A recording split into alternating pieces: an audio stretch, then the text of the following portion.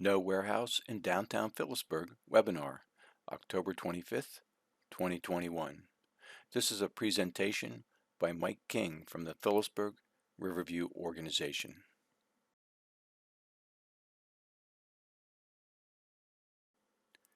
Mike King discusses the topics of a current lawsuit to overturn the vote that changed the zoning of the property from residential to industrial.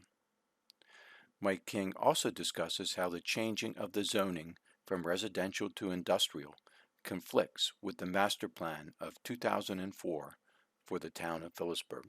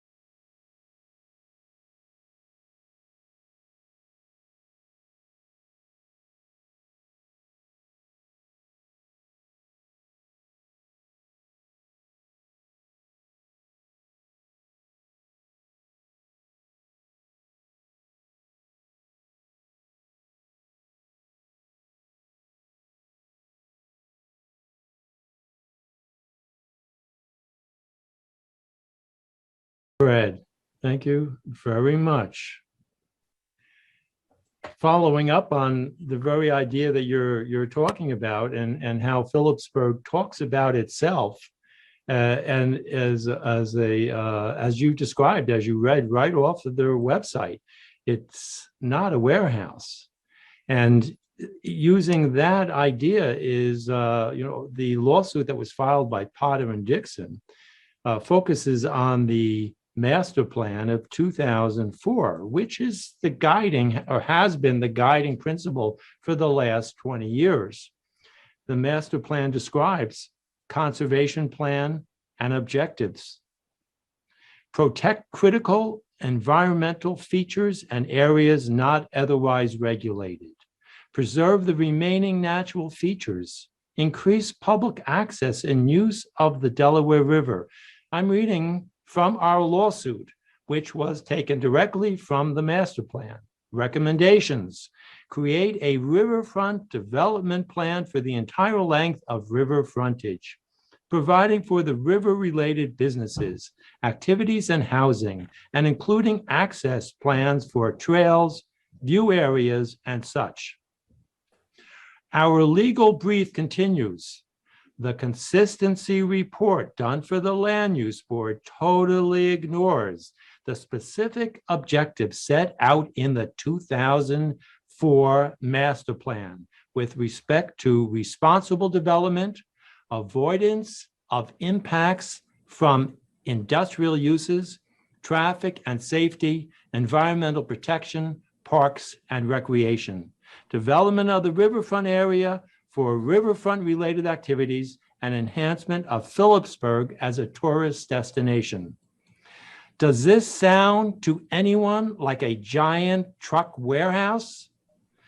The lawsuit concludes, construction of the proposed warehouse will dramatically increase truck traffic on the narrow and congested streets in the area around the Riverview redevelopment area, in direct contravention of the master plan and its objective of eliminating truck-dependent uses from areas with no or limited access to the major highways. You can see we are struggling with the very identity of Phillipsburg, what we are and what we will become, just as Fred was talking about and just as Carol was saying. As David explained, the warehouse application in front of the Land Use Board had 15 requirements for completeness waived at the September meeting. This can't be normal. Something is not right in Phillipsburg. Our lawsuit is our best chance to save our environmentally overburdened downtown neighborhood and downtown business community. It's just like Fred was talking about the ecotourism aspect. It's when the council people are focused in on the jobs and the ratables from the warehouse, they forget the bigger picture, which Fred has brought to the forefront of this discussion. So I'm proud that Phillipsburg has risen up to defend itself. Just like Carol was talking about, so many times a developer will choose a neighborhood like this because of the downtrodden nature of it. But Phillipsburg has risen up to defend itself. We need additional citizens to step forward and contribute. We ask you to please write a check to Potter and Dixon. Please step forward to help. Email me at proriverview@gmail.com so I can collect any checks. Most important now, as a reflection of our collective opposition to this application, is that we receive small donations from many individuals. $20 or $25 will be appreciated. This reflects how united we are in opposition to this imposition of this giant mammoth warehouse in our midst.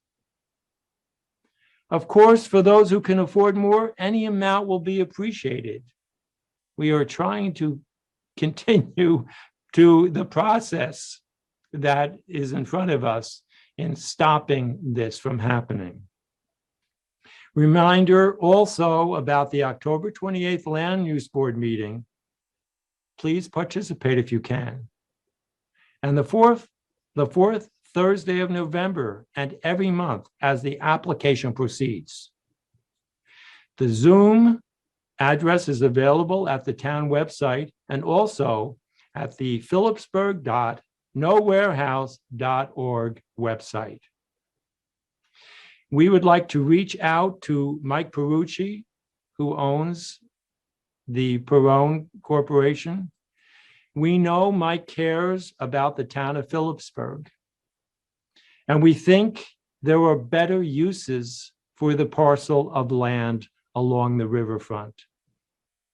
Mike, you can create a legacy that will be forever remembered. Please reach out to us. This webinar will be posted on the phillipsburg.nowarehouse.org website. Thanks to the presenters. And also thanks to Ben Schwartz of Delaware River Keeper Network and Zachary Cole of the New Jersey Audubon, the New Jersey Highlands Coalition. They are what has provided the technical support for us to be able to have this webinar. Also, I would be remiss if I didn't thank Harmony resident Teresa Benden Chapman for all of her support. Thank you very much. Are there any other comments or anything else that we need to do, Ben? At this point, the webinar proceeded to a question and answer session. At the website phillipsburg.nowarehouse.org, you can find the question and answer portion of the webinar.